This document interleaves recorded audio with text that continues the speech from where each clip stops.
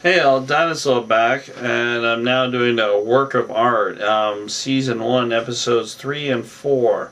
Since there's so much to cover, it's very hard to cover it on that, but we're going to go through all the items, which bullet points, which I think are important to this.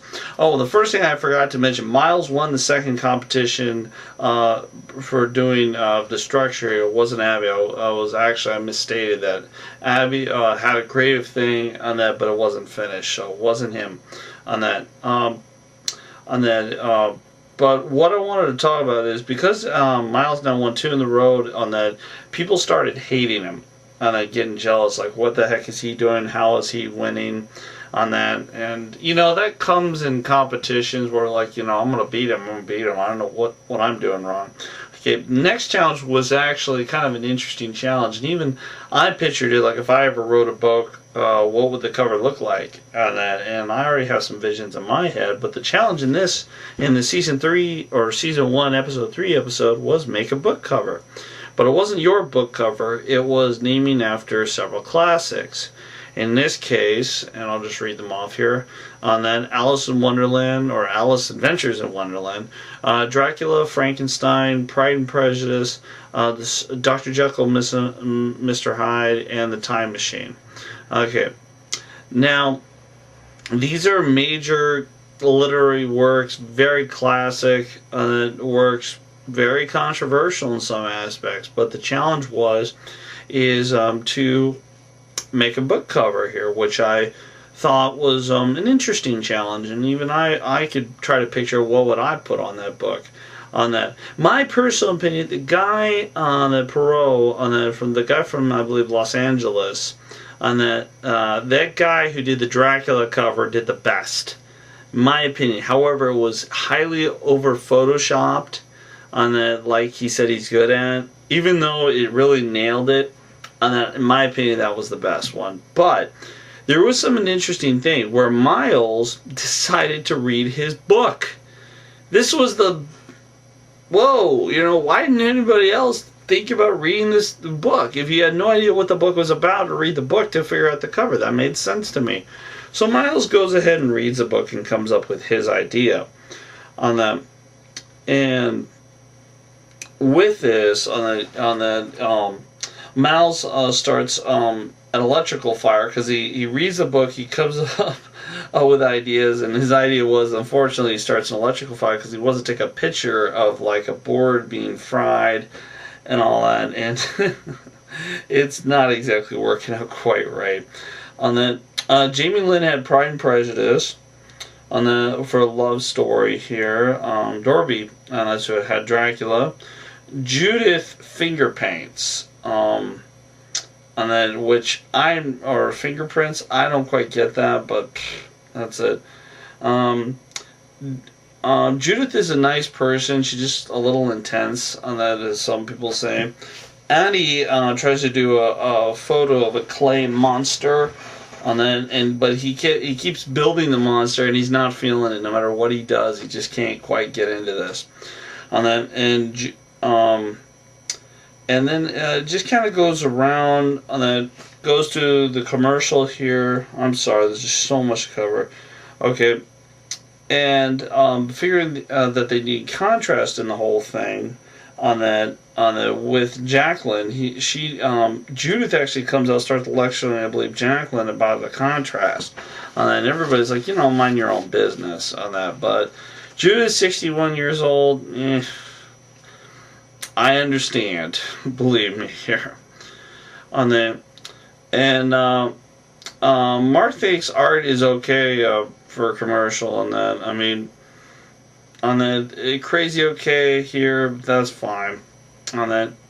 And then Addie finally has inspiration. He hits the ground running, trying to get everything done here. And it seems the concentration high, but also uncertainty here. And then Judith on that just kind of drives out, just gets slammed, messes the whole thing up on that. And on top of that, Judith misspells the author's names in her finger. You would think you would look at the book and see how their name is spelled before you misspell their name on that.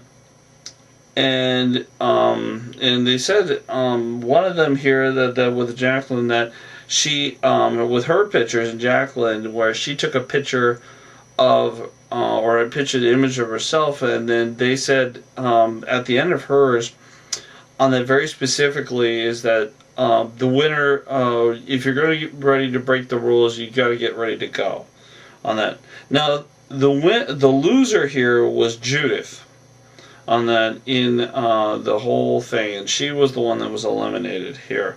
The winner here was John, which I don't know. His thing was the time machine, and something I didn't mention. If you win the contest, you get immunity for the next one. Except no one really, I don't believe no one really ever used the immunity. So on that, since the book was going to be published with his picture, no immunity was granted on that. So he was one. The John that wins this, and then it says on that. And his picture, in my opinion, looked like a bunch of triangles all together, and I didn't get it.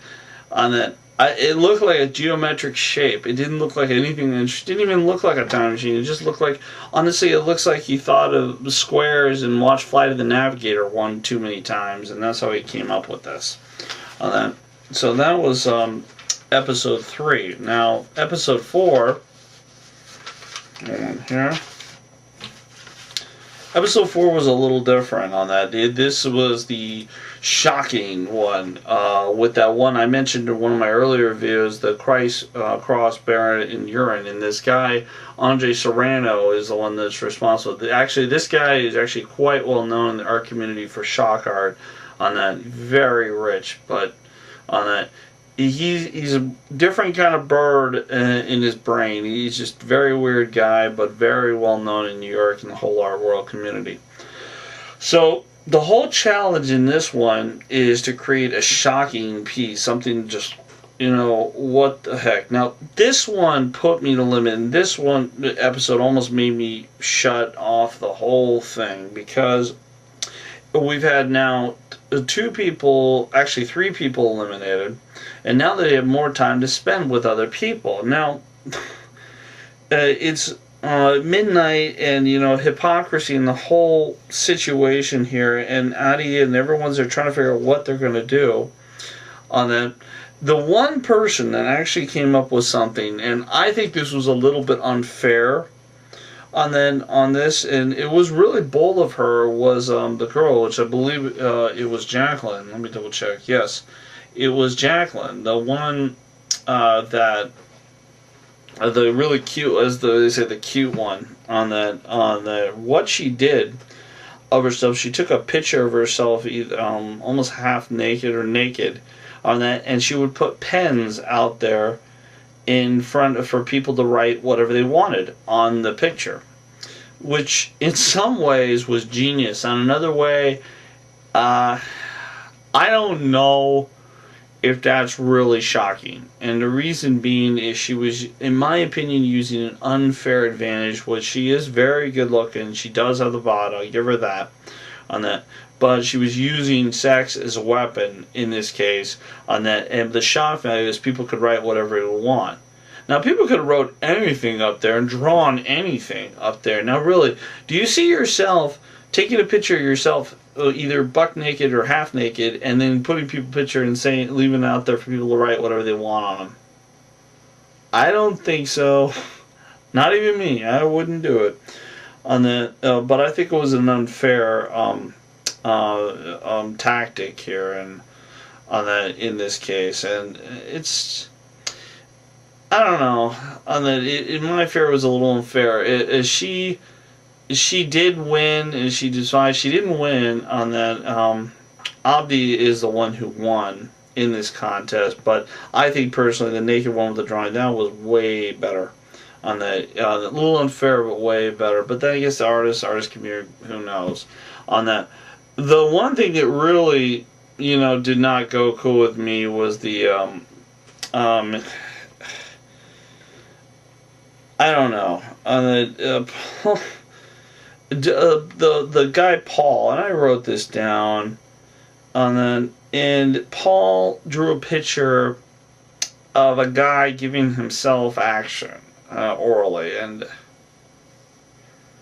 I don't know. I don't know what he was thinking on this. It was shocking. It was distasteful, yes, but there was no point behind it. It was like, look what I can draw just to sexually shock you. Well, news flash, that's old news. Ever you remove a rib or, other techniques. There's other things that allows that. There's nothing new with this. And he thought that was shocking. I really don't know what he was thinking there, and I was not cool with this. I'm just not liking this at all. On that, and let's see, and then Ryan took a picture of his feet, and now was cutting cardboard on that in this whole particular thing, and simple thoughts, and just kind of overall, it was not that good of an episode in my opinion. It's whatever. It was just. It was not the whole self-fellatio thing has just got me really bugged in episode 4 because it was not something that should have been allowed. It was like, come on, dude. I mean, not shock some, shock for a point. Don't shock for just a shock, and that's what he did. On that, in my opinion, he's the one that should have been eliminated, but he wasn't. It was the other guy. The person that was eliminated was John Now, and that's who was eliminated there. And I think with that here, with his elimination, on that, it's I don't know. I don't even want to talk about episode 4 anymore. It was a pointless episode. There was no point to it. There's no point even watching it on that. So that covers about 3 and 4 on that. We'll be back for 5, 6 on that coming up soon. All right, bye.